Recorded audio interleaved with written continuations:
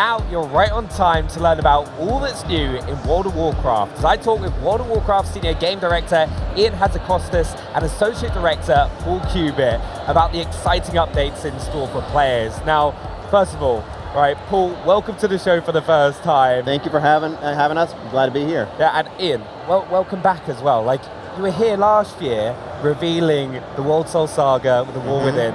Welcome back.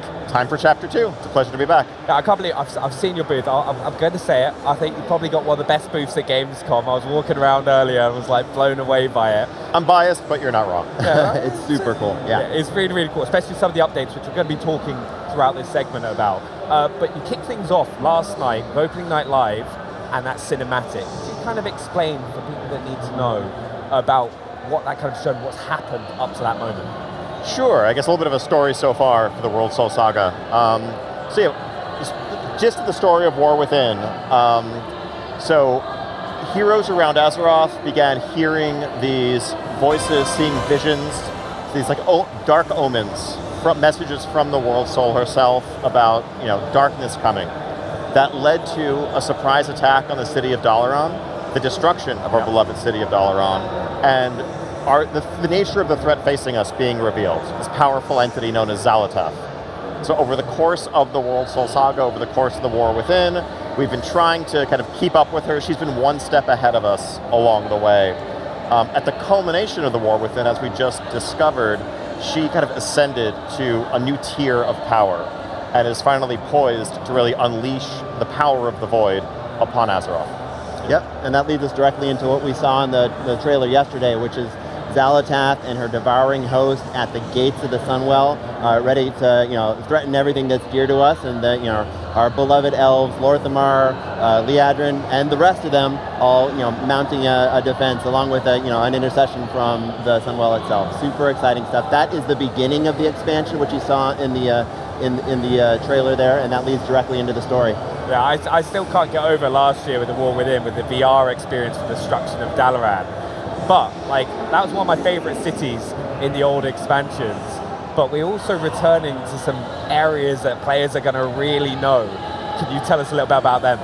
Yeah, if Dalaran was one of your favorite cities, it was one of mine too. Wait till you see Silvermoon V2 in Midnight. So we are going to be returning to, among other areas, the old Blood Elven lands, first introduced in Burning Crusade, fully reimagined and expanded now. It's Eversong Woods, the Ghostlands, and of course Silvermoon City. Still, a Horde city at heart with some Horde-only districts, but under these pressing circumstances, they have opened their gates to the Alliance to mount this final stand against Xal'atath's forces. Yep, and that's just the first of the zones that we have. After that, you'll head into Zul'Aman, city of the Trolls, the Amani Trolls.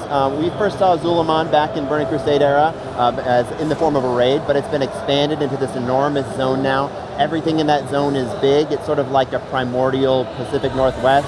Everything's a little wet too. A very, very cool space.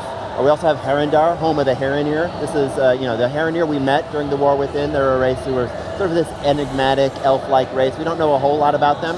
We're going to learn a lot more once we go to Herondar and learn that not all of them are as welcoming as the few we've met, Orwena and her crew in the War Within. And lastly, we're going to go into the Voidstorm. This is basically Xal'atath's space of operations where she is mounting her attack against Azeroth. We find our way into the Voidstorm and take the fight to her and the Devouring Host. Super exciting, a bunch of beautiful zones. Yeah, I can't actually wait for Zul'Aman again. I still have memories of just the endless attempts of trying to get the Amani Warbear with that speed trial. So it's going to be really fun to go back. And of course, go to Silvermoon as an Alliance player. It'll be fun. But with all these new areas, what are some of the activities that people are going to get into when they go there? Well, the first, I think, is you're going to have the campaign, a new campaign that takes you through these zones, and it does so in an interesting way. You'll start by going into the city of Silvermoon and then into Eversong Woods, but after that, players are presented with a choice. Do they want to go to those two of those other zones I mentioned, go straight to Zul'Aman and learn a little bit more about the Amani Trolls, what's going on there?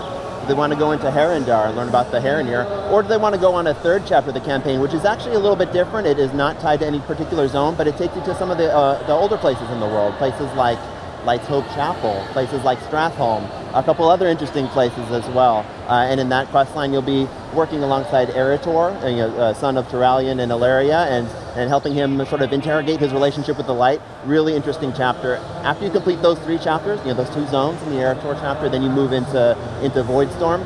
This is all in the interest of giving players a choice of which storyline is most interesting to them.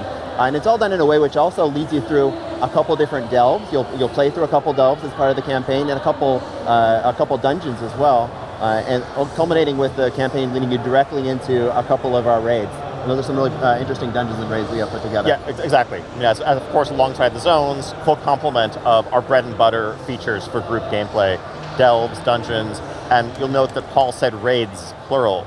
So I think we were kind of breaking from recent tradition in Midnight, and our initial season is going to have not 1, not 2, but 3 separate raid zones for a variety of environments, a variety of foes that will kind of unfold themselves over the course of season 1. I actually love that, because back in Karazhan and stuff like that, where you'd go to Gruul's Lair, it's nice to have that variety hopping in.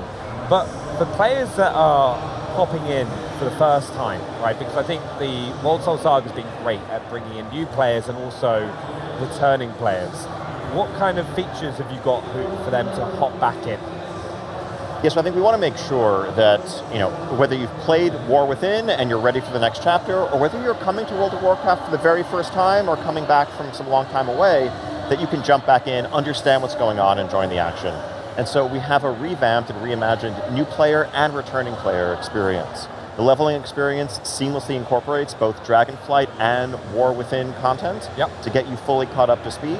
For returning players who may be, a higher level but not quite ready to go straight to Midnight, we have a new experience set in Arathi Highlands that's going to kind of, get you back up to speed on your mechanics, recontextualize you in the story of the world, and send you on your way so that you can join the fight in Midnight. Yep, we've also added a catch-up quest line for the War Within. So, sort of going into Midnight, if you never played the War Within, or if it's just been a little while and you want a refresher, you can play through all the major beats of that story in one quest line. It should not take the couple dozen hours that it would normally take to play through all 6 zones that make up that quest line, but it'll be a couple quick hours to go through all the big cinematics, all the major beats. By the time you're done, you should know everything that happened from the beginning of the Isle of Dorn to the end of Ghosts of Koresh, and be fully up to speed to hop right into Midnight. Yeah, no, that's amazing as well, because it's a bit more welcoming as well to kind of drag one of your friends to hop in and play with you and explore that, which I'm excited about. But there is one feature, and it kind of goes back to your booth as well, right, that has been requested for so long, and we've got to touch on it. I was watching it as well, your Creator Clash earlier. Player housing. Can you let us know what we're going to experience with that? Absolutely, yeah. We are super excited for people to start stepping into housing. Housing has been a feature which has been in development internally for a long time. We've been sharing little details as we've been developing it over the last year or so. Here at Gamescom, people are finally able to hop in and start playing with the decor, playing with those systems for the first time. What housing is you can have your own little corner of Azeroth. If you play both Horde and Alliance, you can have a Horde home and an Alliance home. Start decorating those spaces with decor that you'll start with the generous, crate of decor that the system sort of just gives you, but then you go explore the world. You might find vendors who sell some interesting tchotchkes here and there. You might work with other crafters on your server who can make some interesting furniture for you. But you take all those things, you collect them, and then express yourself in a way that we think is, really just lets players express themselves however they want. Yeah, really, I think boundless self-expression is really, it's like a hallmark design pillar of the feature. We kind of threw out the entire rule book here, including gravity. If you want a table that floats in midair, you want a table that's upside down, you can do it. I think we really wanted to unleash players' creativity to make their houses the full expression of their personality. And it's not just a single house that is your own, you're also going to be part of a neighborhood community. So we wanted to make sure when designing this feature that it didn't feel solitary if you didn't want it to be, that you were kind of connected, there's reasons for others to come into your home, for you to go into theirs, and for you to feel like part of a group. Oh, that's amazing. Also, for people that have been playing for a long time, so one of the first things I wanted to know when I heard about player housing coming in, been playing since the Burning Crusade, am I going to have some extra cool bits to add into my house for that? You should, yeah. If you've been playing for decades, as it sounds like you have, then yeah, there's plenty of achievements that you would automatically have completed that would grant you decor.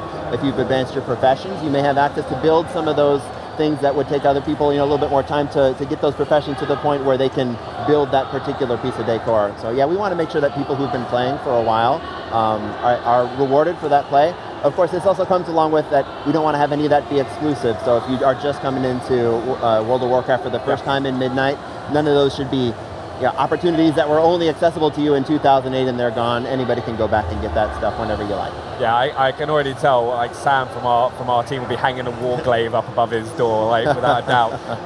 But one of the big things as well, right? People aren't going to have to wait for the launch of Midnight to get their hands on player housing, are they? No, they are not.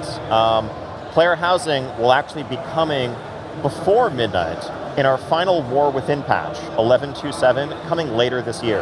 So anyone who owns Midnight at that point can claim their first house, begin decorating it, and all players, even if you don't yet own Midnight, can start building their collection of decor, though you will need the expansion to actually have a house to put it in. Ah, okay, that makes a lot of sense. I'm excited for it, but what's next for the team? Now you've kind of announced Midnight, showing the cinematic trailer, what's next?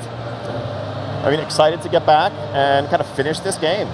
We're going to be talking very soon about our first public alpha tests and then a larger beta to follow.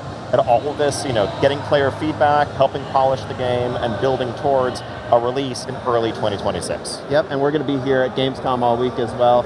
Ian and Maria Hamilton will be talking tomorrow about some of the characters and zones within the expansion in a little bit more detail. And then later on in the week, Ian and I will do a big systems download where we talk about a lot of the systems that make up the game. Yeah, I was going to ask about what else can players get involved, viewers get involved in with World of Warcraft, because you've got so much going on. We mentioned the Creator Clash earlier. Are there more shows out today? The streams that people can go watch as well afterwards?